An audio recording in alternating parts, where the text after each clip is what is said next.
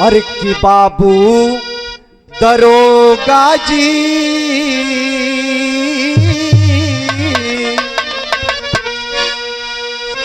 अरे कि बाबू दरोगा जी अरे कौन गुनहिया बधला पियावा मोर बाबू दरोगा जी कौन।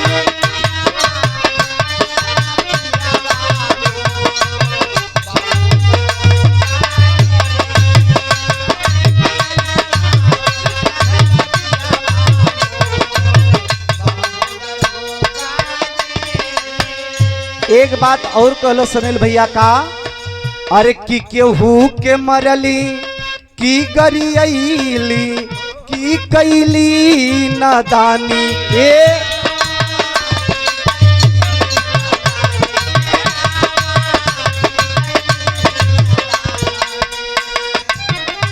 अरे कि केहू का चोरी की घुसखोरी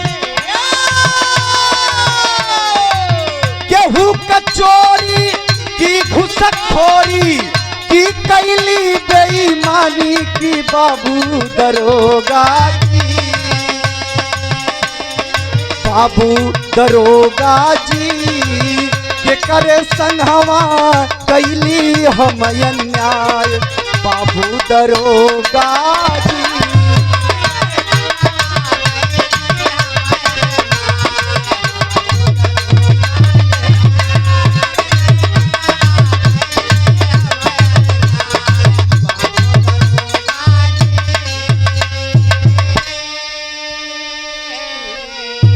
ये पंचो इता गीत रहा लेकिन हमारे भाव का लाइन कितना सुंदर बा। आप लोग सुनेंगे तो आंखें नम हो जाएगी दोस्तों अगर दिल से ये गाना सुन लेंगे तो।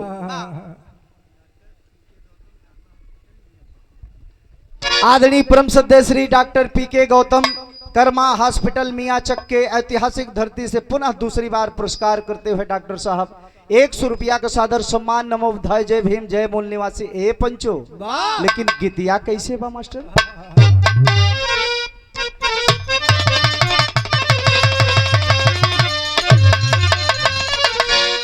अरे कि बाबा साहब हो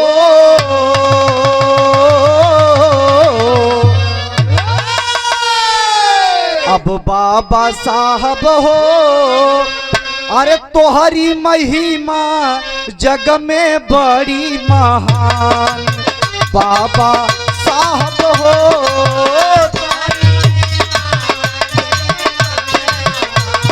ये पंचो बात के समझ ला काहे बदे कहली कि बाबा साहब हो तोहरी महिमा जग में बड़ी महान। गोल में सम्मेलन 3 बार हुआ था। पहला सम्मेलन हुआ 12 नवंबर 1930 में, दूसरा 7 दिसंबर 1931 में और तीसरा 17 नवंबर 1932 में। पहले के गोल में सम्मेलन में गांधी एंड कंपनी भी गई थी बाबा साहब के साथ, लेकिन जब उसको पारित कराने का समय आया था तो इन्होंने पाखंडियों ने कितना छल रचा बाबा साहब के साथ। क्या अंतरा में भाव बा।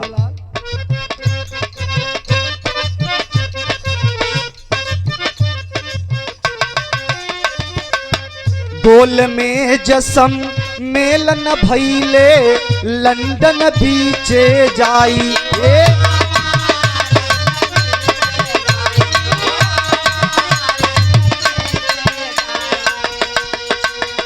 अरे कि गांधी और जवाहरलाल जी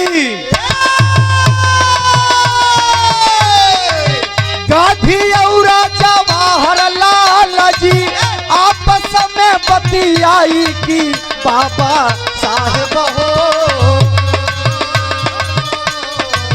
बाबा साहब हो चले जहाज में लेके सुख समान बाबा साहब हो चले।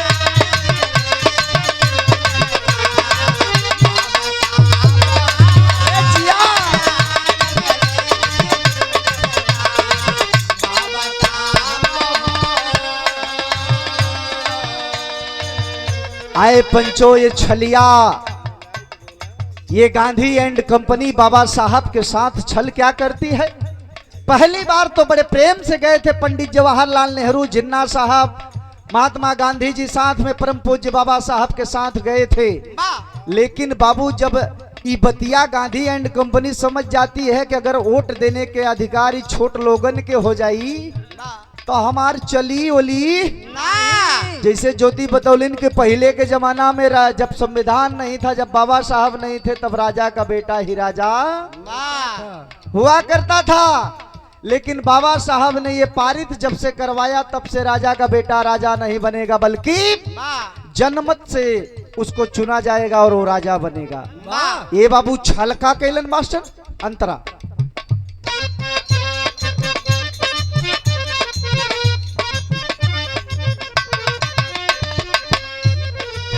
जहाज चालक से मिल करके सब कुछ दिए बताई,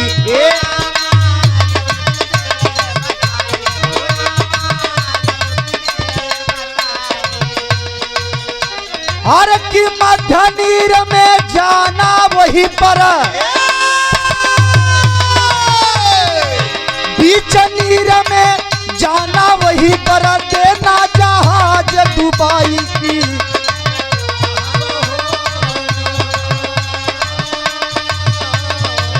बाबा साहब हो जाई जानन बची हो इस बार, बाबा साहब हो।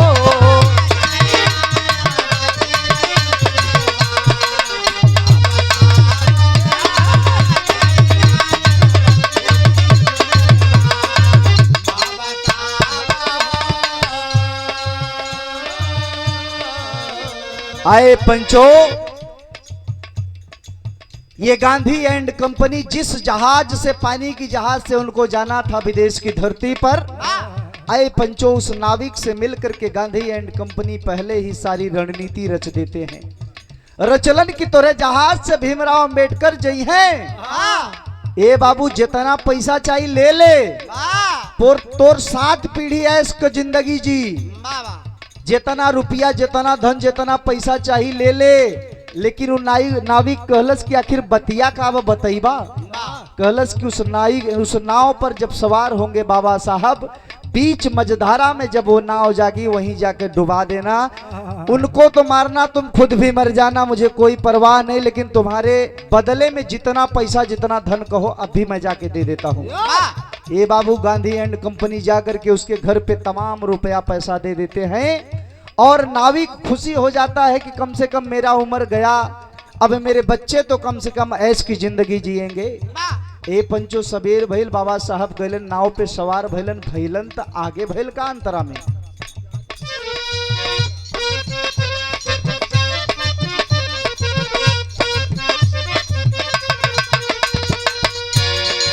जहाज के अंदर बाबा को सब कुछ दिया बताई,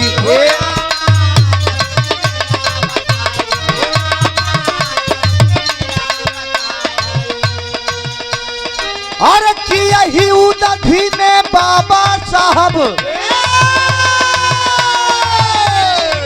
यही उदधी में बाबा साहब बेपैया जमुआई की।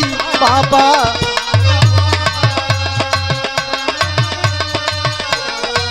बाबा साहब हो हम तोह से पानी अब अनजान, बाबा साहब हो।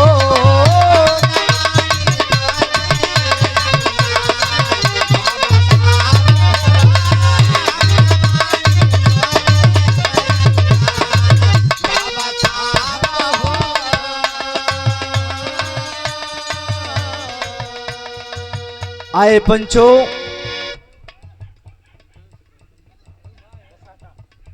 ये देखें बसाटा के पावन धरती से आदरणीय परम सद्य श्री हरिवंश गौतम चाचा जी की तरफ से शानदार 100 रुपया का पुरस्कार भाव को सुनते हुए बहुत बहुत नमो बधाई। जय भीम, जय मूल निवासी। उपस्थित सकल पंच से पहले की प्रणाम आशीर्वाद का चाहबा। ए बाबू बतिया के समझ बला, जो ही बीच धारा में, बीच मझधार में नाव पहुंचती है, वही समय वो नाविक बाबा साहब से कहता है कि मुझे आपको मारने के लिए अथाह संपत्ति दी गई है।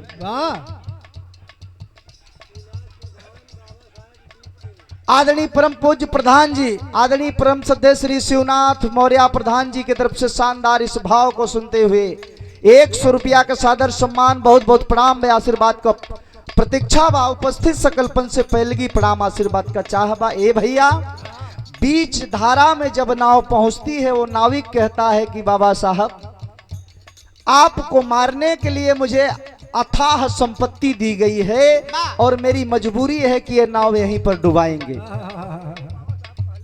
ये भैया जब इतनी बतिया बाबा साहब सुनलन तो थोड़ा सा भावुक भैलन। हाथ जोड़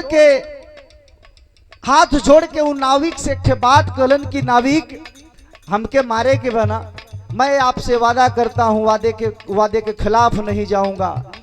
मैं जिस काम के लिए जा रहा हूं मुझे जाने दीजिए, लौट कर जब मैं आऊंगा तो मुझे डुबा करके मार देना, मुझे कोई परवाह। ए भैया, केहू कितना बर्दाश्त करी। कोई समाज के लिए, अपने समाज के लिए, अपने देश के लिए कोई कितनी कुर्बानी दे सकता है। बहुत करबा तो कुछ पैसा दे देबा, बहुत करबा तो कुछ मेहनत कर देबा, श्रम कर देबा। लेकिन बाबा साहब ने अपने 5 संतानों की कुर्बानी दी है। अपनी भी कुर्बानी देने के लिए तैयार उस नाविक से कहते हैं। नाविक पूछता है कि आखिर इतनी जरूरी बात है क्या।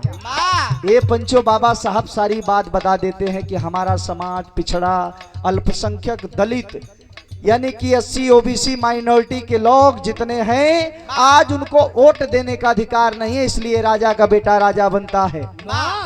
आज मैं वोट देने, आज मेरा वहां पर मीटिंग है, आज वहां पारित होगा। अगर मैं आज उस मीटिंग में नहीं गया तो हमारे ये पिछड़े, अछूते, इनको कभी अधिकार ये नहीं मिल पाएगा। ये बाबू ये तनी बतिया जब सुनलस वो नाविक, तो नाविक भी भावुक हो जाता है। भैल का मास्टर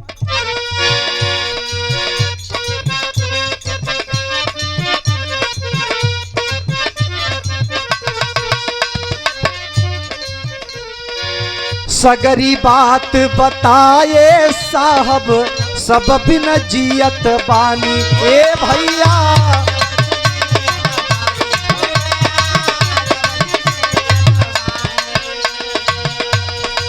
अरे कि सुन के बात तब बोला चालक,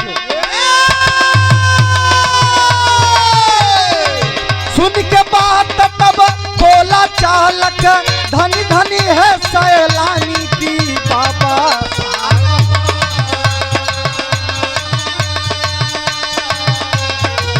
बाबा साहब हो तो हई बचई बई जाई भलही जान। बाबा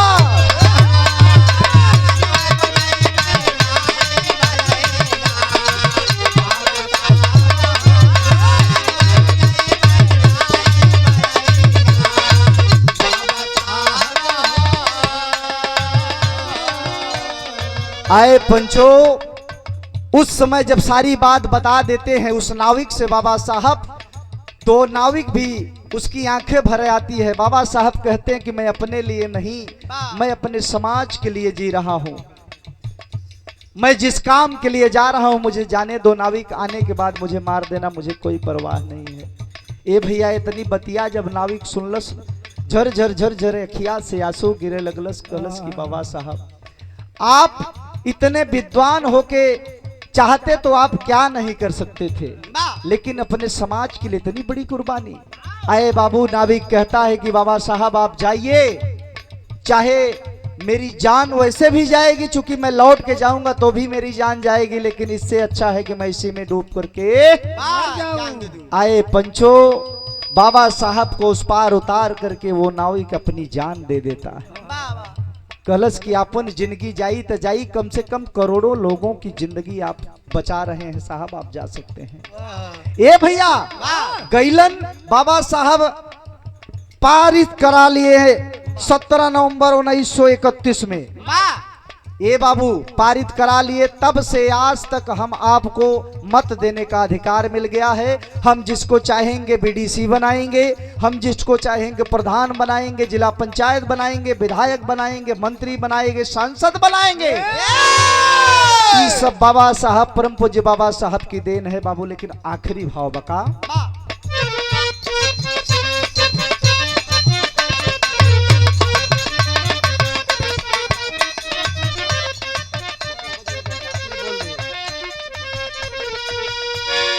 अरे की देश के खातिर रमाबाई और पुत्र को अपने खोया। ए भैया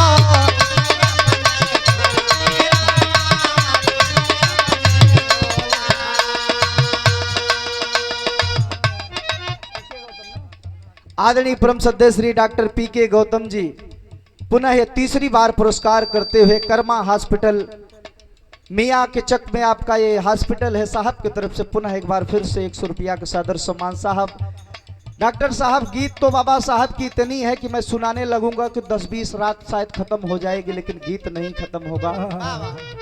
गीत ऐसी ऐसी है कि दिल में घुस जाएगी, लेकिन समय का तकाजा है। दो कलाकार है, दोनों कलाकार अपने फन में माहिर हैं, सब बढ़िया ही चीज सुनाएंगे। ए बाबू लेकिन भैल का आखिरी बाबा देश के खातिर रमाबाई और पुत्र को अपने खोया।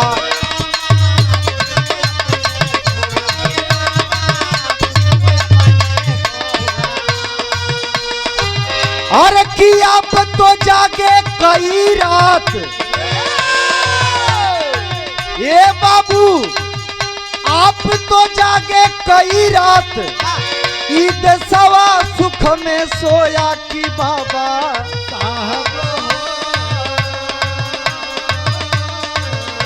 अरे कि बाबा साहब हो, अरे चंचल सिद्धार्थ सुदामा के सम्मान बाबा साहब।